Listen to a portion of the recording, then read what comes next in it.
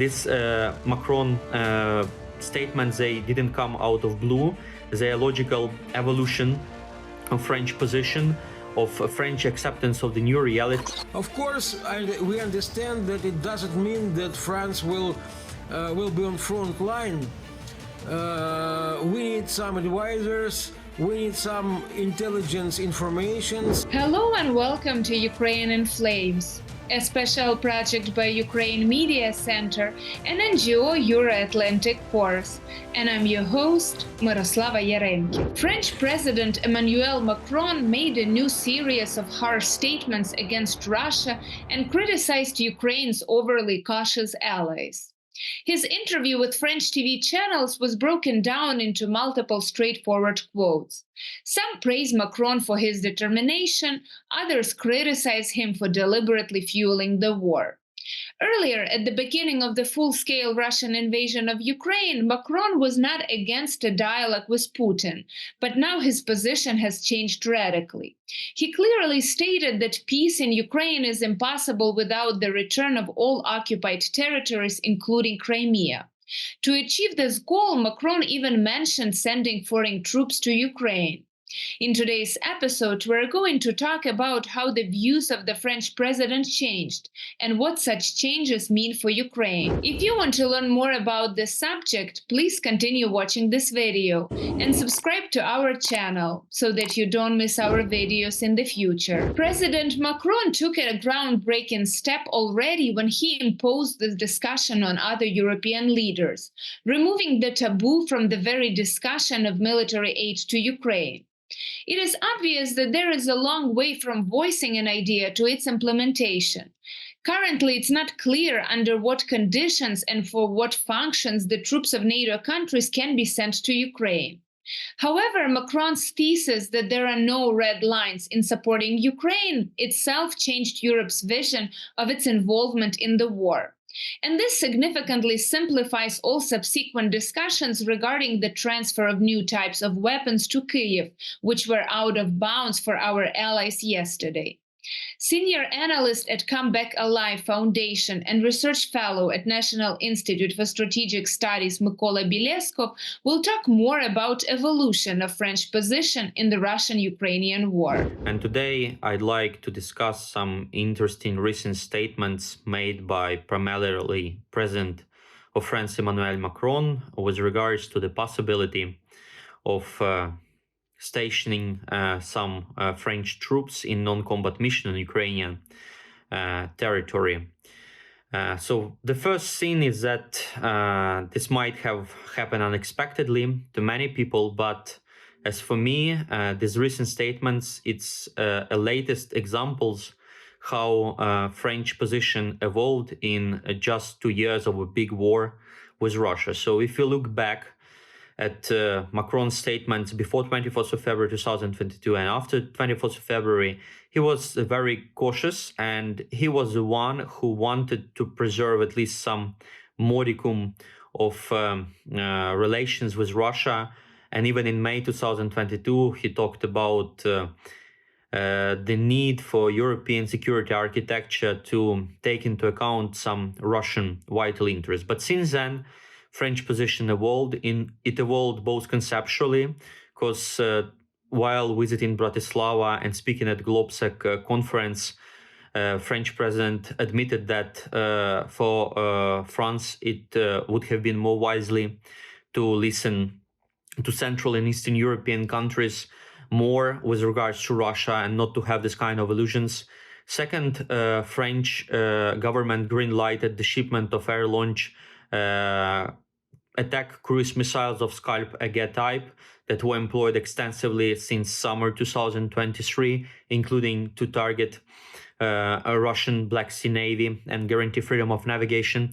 And also with regards to Ukraine membership in NATO, before Vilnius summit and currently, French government is more open than German or US government in terms of how quickly Ukraine should gain a roadmap to membership. So the first important thing to keep in mind that this Macron statements, they didn't come out of blue.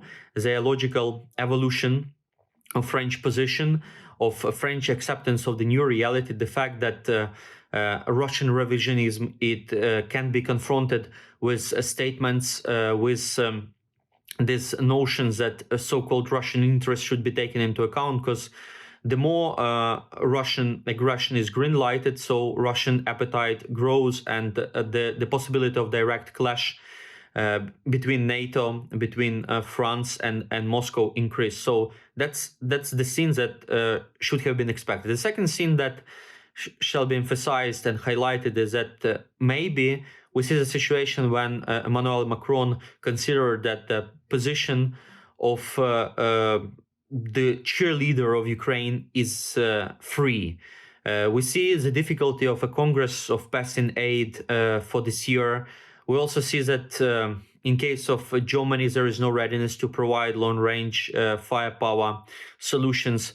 Also, UK government is a very good one, but maybe the level of ambitions in terms of financial commitment is not meeting declaration. So it might be a case when a French president is thinking that this position is open to be a cheerleader of Ukraine, and he would like to assume it, and for France to play a more important role.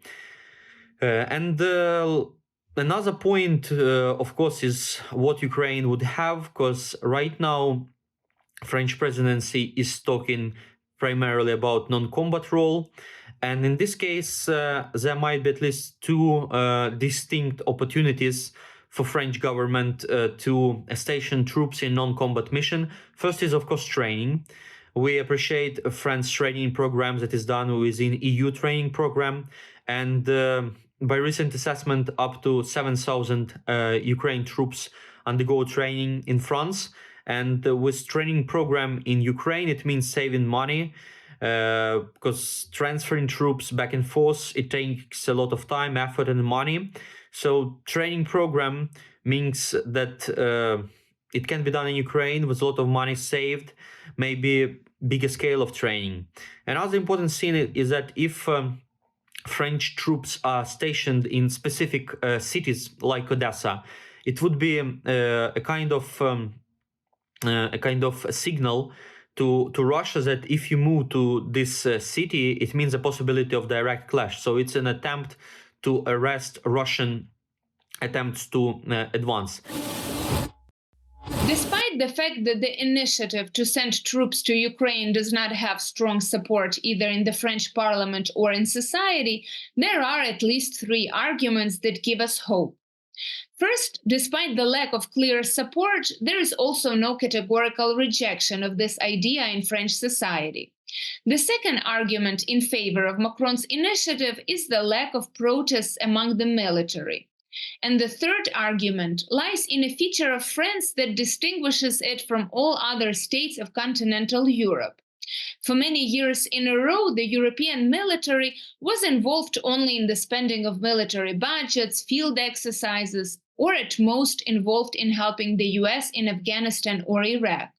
On the other hand, the French army is the only one in the EU that conducted active combat operations in a number of hotspots in Africa, where they were often confronted by Russian armed units. Over all these years, French society has learned to perceive military actions as something possible and real. And under such conditions, Macron has every chance to sway public opinion to his side. More on that, please welcome journalist and writer Yuriy Lukanov. When Monsieur Macron, President of France, saying about presence of NATO militaries on the Ukrainian territory, of course, we are grateful to him. Thank you, Monsieur President. But at the same time, I would remind you a couple of things which will give you understanding that it is not a charity or philanthropy from him. In 19th, Ukraine signed a so-called Budapest Memorandum, according to which our country voluntarily gave its nuclear arsenal up. In exchange, we got assurance of respect of our territorial integrity from so-called nuclear countries like the United States or the United Kingdom, and it sounds sarcastically from Russia. After that, the West made a lot of huge mistakes, which led to present situation when we have the bloodiest war in middle of Europe. It is not just a war against Ukraine, it is a war against the Western civilization. When Putin began its war against Georgia in 2008, the West, especially the United States, President Obama, they provided so-called reloading relations with Russians. After that, he occupied Crimea. Of course, the West issued some statements and put some sanctions on Russia. And at the same time, Germany, for example, opened a new project with Russia. They began to build the Nord Stream 2. It had to be a tube which would give gas tube, which would give Putin new money, new opportunities to provide his aggressive policy. Putin threatened the West by his nuclear weapons, and the West was really afraid of it, and did everything to satisfy Putin's needs and wishes. For example, France and Germany were against joining Ukraine to NATO, and if Ukraine were a member of NATO, Putin wouldn't attack it. But now we see that Putin threatened the NATO countries that he will begin the war against them. And the West is still afraid of it. And now behavior of President Macron shows that he overcome he isn't scared now, and he is going to participate in this war. Of course, we understand that it doesn't mean that France will be on front line. We need some advisors, we need some intelligence informations, and if you enrich your participation in this sense, it will be very useful. It will be very fruitful, not just Ukraine, but for the West. The West is interested to protect Ukraine, because if Ukraine falls, Putin will go further. That is why, Monsieur Macron, be brave, more brave than you are now. You've been watching a special project by Ukraine Media Center and Euro-Atlantic course dedicated to the Russian-Ukrainian war, Ukraine in Flames. In the description under this video, you can find information on how you can help Ukraine fight Russian aggression. If you find our work useful, please like and share this video. Slava Ukraini!